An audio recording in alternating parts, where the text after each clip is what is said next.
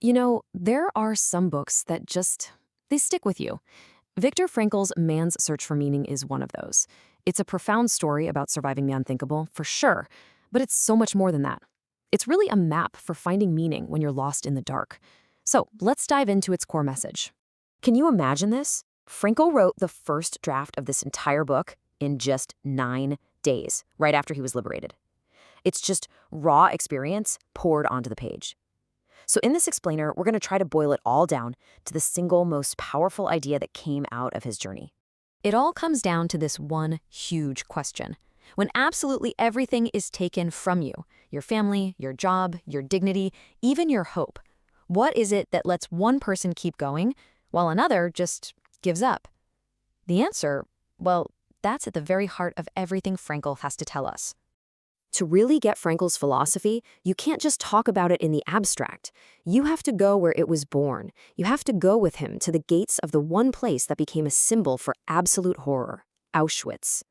Okay, so try to put yourself there. You're one of 1,500 people, crammed into a train for days. You finally pull up to a station, you see a sign, and it reads Auschwitz. Frankl writes that just the name itself was enough. Everyone knew what it meant. So as soon as they get off the train, they face what Frankl called the finger game. An SS officer just looks you up and down and with a totally casual flick of his finger decides your fate. Life or death. Just like that. And this number, it's almost impossible to wrap your head around. Of the 1,500 people on Frankl's transport, about 90% were sent to the left. Their death sentence was carried out within hours.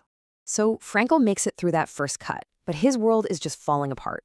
He can't find his wife, his parents. He watches his friends get sent to the other side.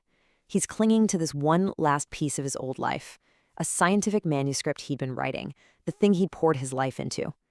He begs one of the longtime prisoners to help him save it. And the reply he gets? It's just that one word. It's shouted at him with this mix of pity and scorn, and it's just this brutal slap of reality. In that one single moment, his entire identity as a respected doctor, a scientist, a husband, it all just evaporated. And this is the point, right? This wasn't just about losing some papers. This was the moment of total erasure. Everything he had, everything he was gone.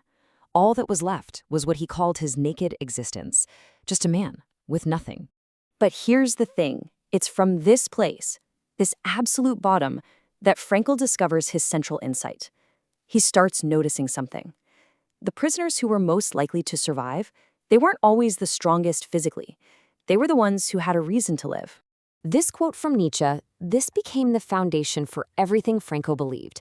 He saw it proven right in front of him every single day. If you have a strong enough why, a real purpose, you can endure almost anyhow. He saw that the moment someone lost their why, they were usually the next to die. And this idea leads to what is probably Frankl's most powerful, most enduring concept.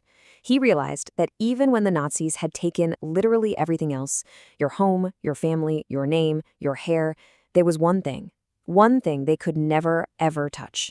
And this is it. This is the whole ballgame. You can't control what happens to you. Life is going to throw horrible things at you. But you always have the power to choose how you respond. That little space between what happens and your reaction to it, that space is your freedom. Okay, so how? How do you actually find meaning when you're in hell on earth? Well, Frankl saw it happening in 3 main ways. First, in having a purpose, some work to finish in the future. Second, in love, holding on to the image of someone you care about. And third, and this one is so tough, in the way you choose to face your suffering, with courage, with dignity. This wasn't just some theory he cooked up in the camps. It was something he already believed in, something he lived by before he was ever a prisoner. And there's this incredible story he tells that just says it all. So picture it. Just before things get really bad, Frankl, who's already a big deal psychiatrist in Vienna, gets a visa to go to America. This is his golden ticket. It's his chance to get out, to be safe, to continue his life's work. The catch? His elderly parents couldn't go with him, so he's just torn apart by this choice. He's desperate for an answer, for what he called a hint from heaven. And then one day he gets home, and his father shows him a little piece of marble. He'd found it in the rubble of a synagogue the Nazis had just burned down. It was a piece of the 10 Commandments, and inscribed on it was this one line. And in that moment, he knew exactly what he had to do. His purpose, his meaning, wasn't in saving himself or even his important work. It was right there, with his parents. He chose his responsibility to them over his own freedom. He let the visa lapse.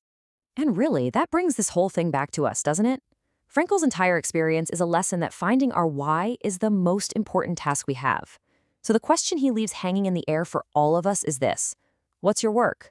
Who is your love? Where do you find your courage? What gives your life meaning?